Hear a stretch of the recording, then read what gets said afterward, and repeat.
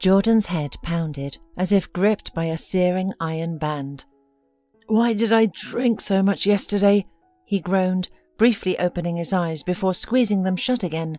The sunlight streaming through the window was unbearable, intensifying the throbbing in his head. He slowly sat up, realizing he had been sleeping fully clothed. His mouth was parched and his throat felt raw. "Lorelei!" he called out, his voice raspy. The apartment remained silent. "Where did you go, restless woman?" he mumbled, making his way to the kitchen, hoping to find relief in the fridge. The kitchen was in disarray. Shriveled slices of ham lay next to crumpled cheese wrappers, and a wilted bunch of greens shared a plate with 3 dried-out pieces of bread. Jordan reached for the fridge, noticing a note with a magnet. "You're a loser. Find yourself another fool. I'm leaving you," the note read. The events of the past few days rushed back to Jordan. That's why he had gotten so drunk. How many days had passed? He checked the clock. Today was Monday. It had all happened on Friday. He whistled softly, wincing as the pain in his head reminded him of his current state. He brewed a strong cup of coffee and found a pill. As he gradually regained his senses, Jordan began to piece together the events of the past few days. He was on the brink of bankruptcy due to an unexpected economic crisis.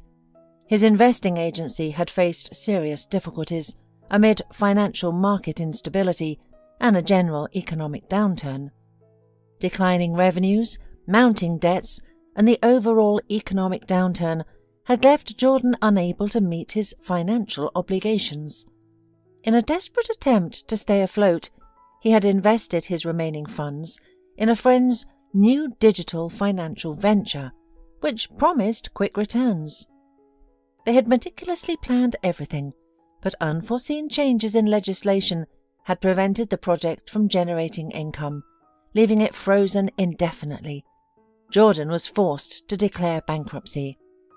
His wife Lorelei, hearing all this bad news, packed her bags and left, leaving him with a note on the fridge and a heavy hangover.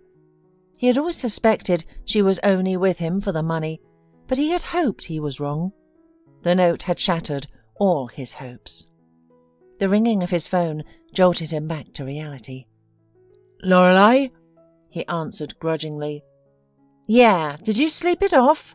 Lorelei's voice dripped with sarcasm. "Anyway, I filed for divorce. No kids, so it'll be quick. How are we dividing the assets?" "Is that all you care about?" Jordan sneered. "What else should I care about? Your drunk face or your empty wallet?" You... Jordan struggled to find the right word. "Me what? What?" Her voice rose to a hysterical laugh. "You're the loser. You can't do anything. Who needs you, you pathetic man?" She hung up before Jordan exclaimed a cursing. He had to find a way to move forward. He looked around the room. Thank goodness the apartment was in his parents' name, otherwise it would have been sold. The thought flashed through his mind as his gaze fell on a newspaper. Where had that come from? He had no idea.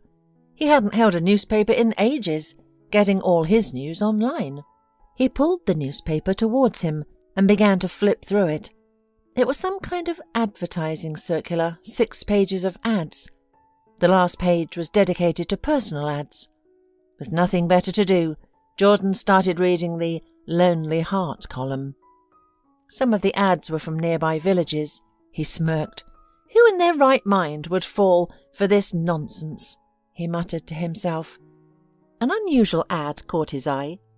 Looking for a husband, live in a small village, own house, not Rapunzel, but household and handy, 42 years old. The man chuckled. Funny lady. He set the newspaper aside and stood up, pacing around the apartment as he pondered what he could possibly share with his wife.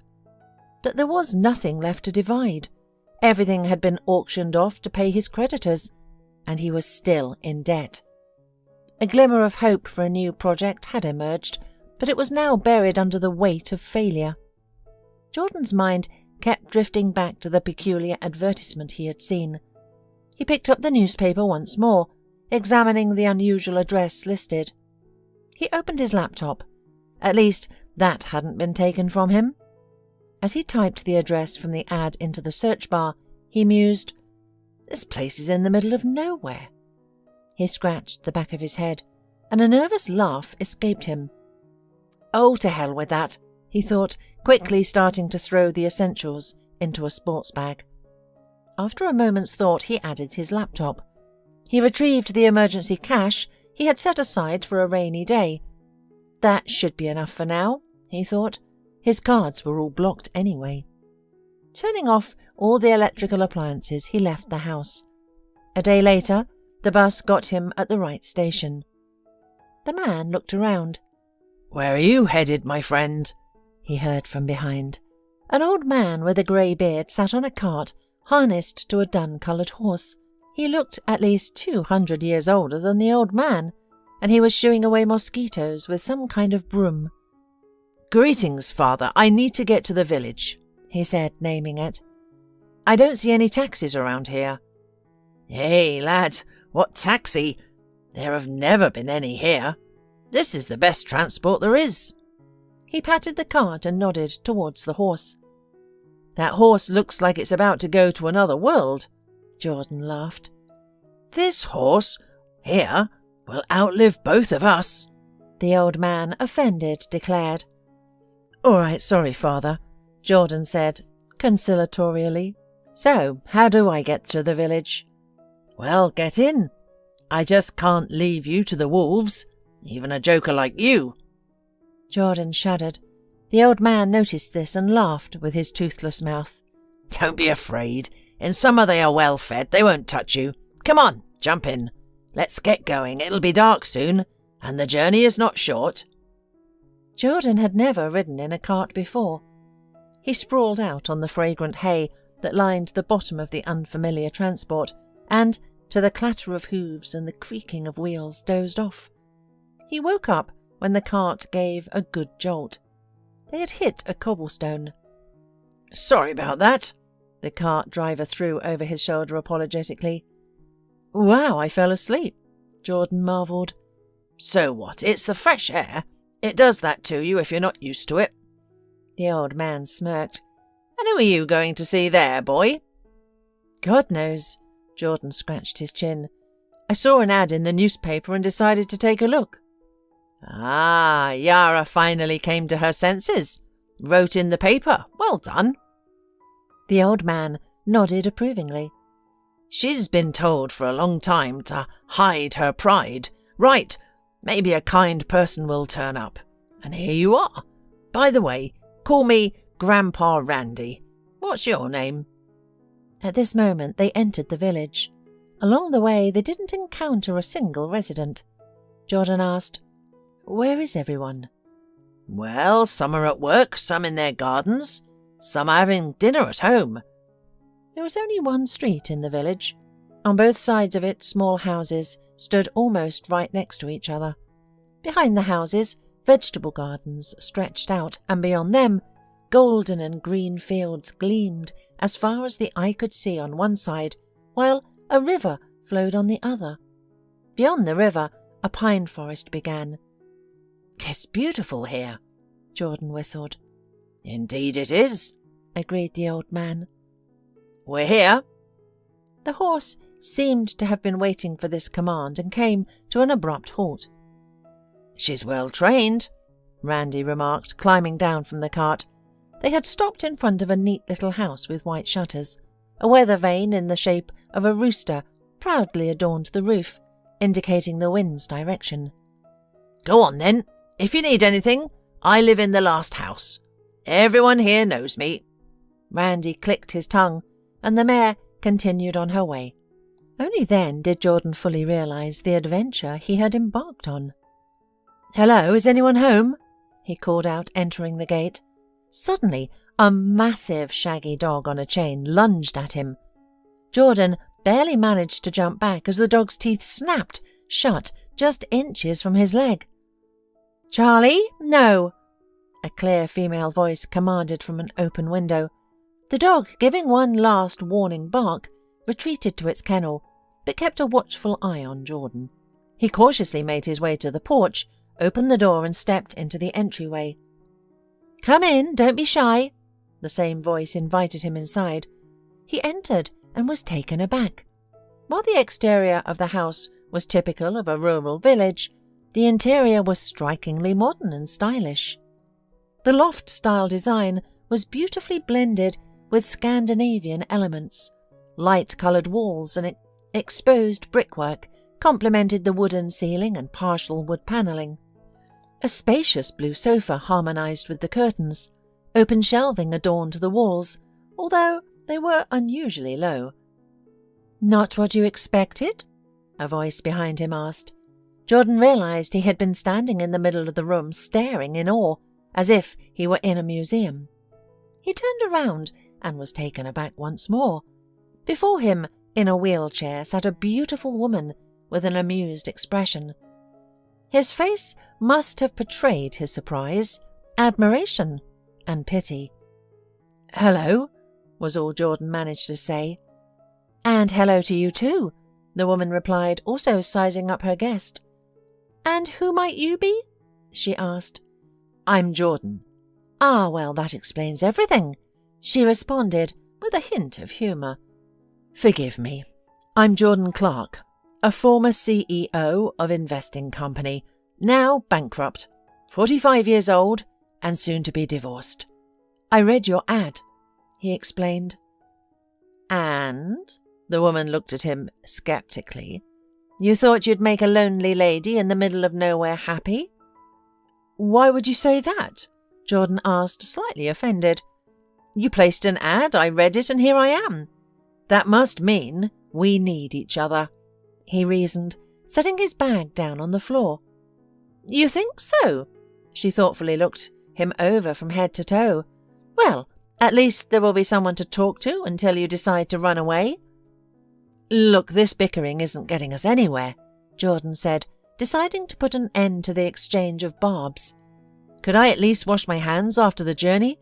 It took me the entire day to get here, you know?" She gestured towards the sink in the kitchen. "Your name is Yara, right?" he asked, drying his hands on a soft towel. She nodded. "It's beautiful here," Jordan remarked, his voice filled with a sense of wonder. "Where?" Yara asked, her eyebrows raised in curiosity. "Everywhere," he clarified, a slight blush colouring his cheeks. "The house, the surrounding nature, it's all breathtaking. The view is like something plucked straight from a fairy tale." "Oh, you should see it in the autumn. It's like a scene from a horror story," Yara joked, a playful smile tugging at her lips. "Just kidding, of course." "Well, at least there's a man around now," she thought to herself, a glimmer of hope sparking within her. "He's not so bad. We'll see how it goes." Skillfully manoeuvring her wheelchair, she quickly set the table. They talked and Jordan shared his story, how he lost his business and how his wife left him soon after. "But I still have my hands and my head," he said, winking at Yara. Yara told him her story. She had been a designer at a large company and was married, and when she had a skiing accident and injured her spine, her husband left her. He didn't want to deal with a disabled wife. She resigned from her job and moved here. Her grandmother used to live in this house. Friends helped her move and adapt the house to her needs. The infrastructure here was lacking, but she didn't need much, as long as she had the internet. She worked remotely as a designer. Old Randy picked up packages for her from the post office, sent by her friends if she needed anything. "And he made me write that silly ad," she finished her story. "Why silly?" Jordan objected. He was definitely drawn to this brave and strong woman. Maybe it was fate. She burst into laughter. "Of course, every man is eager to live with a woman who has a disability." "Actually," Jordan responded, "I spent 5 years with someone who was heartless. It's also a kind of disability. Trust me, that's far worse." So, fate brought together two people who needed each other's support in unexpected ways. They took the time to deeply understand one another and eventually realized their feelings were true. By this time, Jordan and Lorelei had already divorced. Shortly after, Jordan received a call from his friend who managed their previously stalled startup, delivering some wonderful news. The project had been restarted and was already generating income. This news was perfectly timed, as Jordan had found a specialized clinic for Yara's condition. Soon, the woman successfully underwent surgery. After months of rehabilitation, Yara was able to walk again, though she still needed a cane. Jordan openly expressed his love and proposed to her. She joyfully accepted. The entire village celebrated their wedding. Later, the whole community rejoiced at the birth of their twins. Thank you for listening to the end. If you enjoyed it, please support me with a thumbs up. All the best to you.